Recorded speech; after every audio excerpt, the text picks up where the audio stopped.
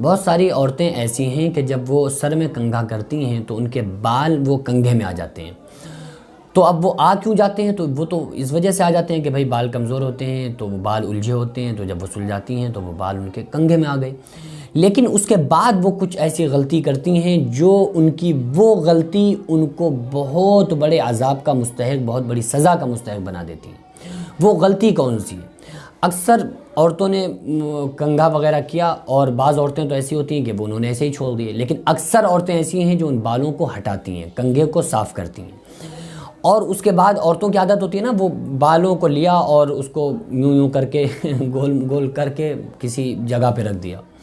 بعض جو کچے گھر ہوتے ہیں تو وہ گھروں کی چھیڑ میں، دروازوں کی چھیڑ میں اس کو ڈال دیتی ہیں، تو وہ پھر بال جو ہوتے ہیں وہ اڑ کے ادھر ادھر پہنچتے ہیں. کیا آپ کو معلوم ہے کہ یہ آپ کی ذرا سی مسٹیک آپ کو کتنا بڑا گناہگار بنا رہی ہے؟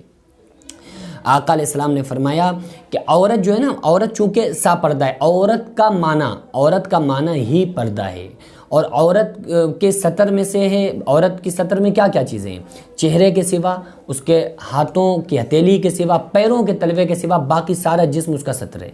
تو اب چونکہ بال، اگر انسان، عورتوں کے بالوں کا بھی پردہ ہے نا، صحابہ کرام کی جو عورتیں تھیں وہ اپنے ناخنوں اور بالوں کو گھورے پر نہیں پھینکتی تھیں کہ کسی نامحرم کی نگاہ نہ پڑ جائے. تو آپ یہ نہ سمجھیں کہ وہ بال ہمارے جسم سے الگ ہو گئے تو اب یہ بے پردہ جہاں چاہیں ان کو پھینکیں. یہ غلط ہے، ایسا آپ کو نہیں کرنا ہے، بلکہ آپ کو اپنے بالوں کی بھی حفاظت کرنا ہے. بالوں کو تو چھوڑیے، بالوں میں سے ایک ٹوٹے ہوئے بال کی بھی آپ کو حفاظت کرنی ہے، کیونکہ آپ پردے والی ہیں، کیونکہ آپ کا نام ہی پردہ ہے، عورت کا معنی ہی پردہ ہے. تو عورت چونکہ سا پردہ ہے، اور جیسے ہی وہ باہر نکلتی ہے شیطان اس کی طاق میں لگ جاتا ہے، تو عورت کو سا پردہ کہا گیا.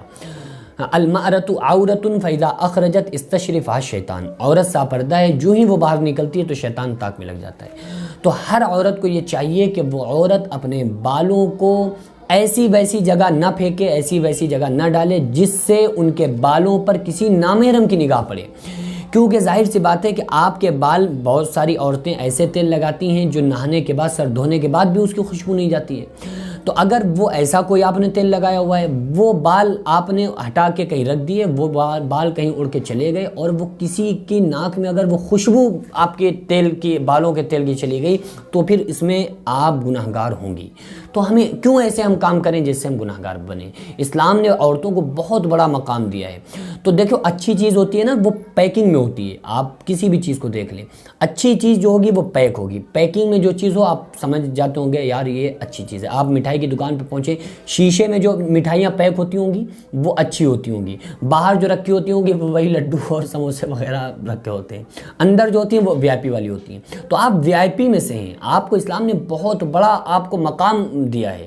تو اس لیے آپ اپنے اس مقام کو سمجھیں، آپ اپنے ایک بال کی، ایک ناخن کی آپ اپنی حفاظت کریں تاکہ اس پر کسی نامحرم کی نگاہ نہ پڑے.